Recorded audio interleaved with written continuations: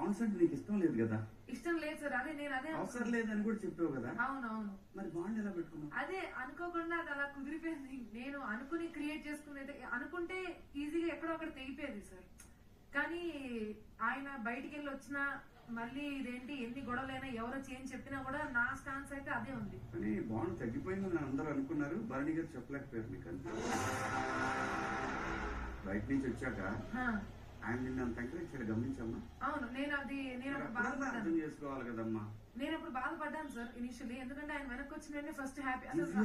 అలాంటి ఒక స్ట్రాంగ్ మనిషి లోపలికి వెళ్ళినప్పుడు, నేను ఇలా ఆడాలి అని వెళ్ళినప్పుడు, ఎన్ని సీజన్స్ చూసినప్పుడు వై భరణి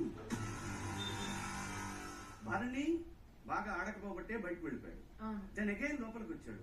అప్పుడన్నా అర్థం చేసుకోవాలి కదా, భరణితో ఇష్యూ ఉంది, ప్రజలకి ఎక్కడో తేడా కొడుతుంది. యువర్ స్ట్రాంగ్ ప్లేయర్, ప్రతి పాయింట్ చాలా స్ట్రాంగ్ గా పెడతావు, ప్రతి ఒక్కటి ఆటలో గట్టిగా ఆడతావు, అవతల బెదిరిస్తావు, అరుస్తావు, కరుస్తావు. ఇక్కడ ఎందుకు మిస్ అయ్యావు అసలు? అంటే నాకు అర్థమైంది ఏంటంటే ఆయన బయటికి వెళ్ళడానికి మెయిన్ గా బెడ్ టాస్క్ చాలా రోల్ ప్లే చేస్తాడు. బయటికి వెళ్ళడానికి మనకు అనవసరం. భరణి గారితో అన్నయ్య అన్నారు, మీ అమ్మగారేమో ఆవిడకి అన్నయ్య నీకు మామయ్య అవుతాడు అన్నట్టు చెప్పారు. నీకేమన్నా మార్చుకోవాలనిపించిందా? లేదు, మన దారి మందే, నేను మొనార్క్. నేను అదే మా మమ్మీ వచ్చి అంత చెప్పాల్సిన అవసరం వచ్చిందంటే మరి నాకు అర్థం కావట్లేదు బయట ఏం జరుగుతుందో. నేను జెన్యున్ గానే ఉన్నాను. కానీ మీ మమ్మీ మాధురి గారికి ఏం చెప్పారు తెలుసా?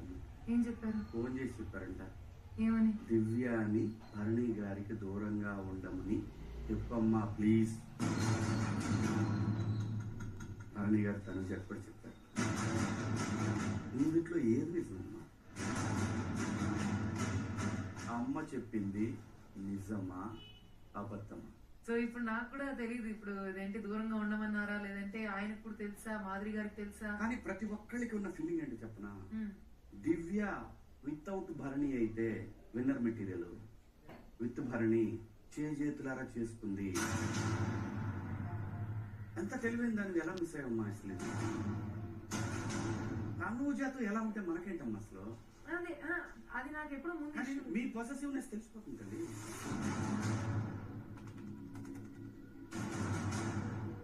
పొసెసివ్నెస్ అని అన్ను సరదాగా ఆయన ఆట పట్టించి ఉంటాను నేను. అదేంటి తను ఎత్తుకున్నారు, అదేంటి ఎత్తుకుని స్టూడియో పోయి ఇసిరేస్తారేమో, నన్ను మాత్రం అదేంటి కంగ్రాచులేషన్స్ చెప్పడానికి దగ్గర కూడా రారు. నాది కంటెండర్షిప్ నుంచి క్యాప్టెన్సీకి రావడానికి కూడా మీరు ఒక సైడ్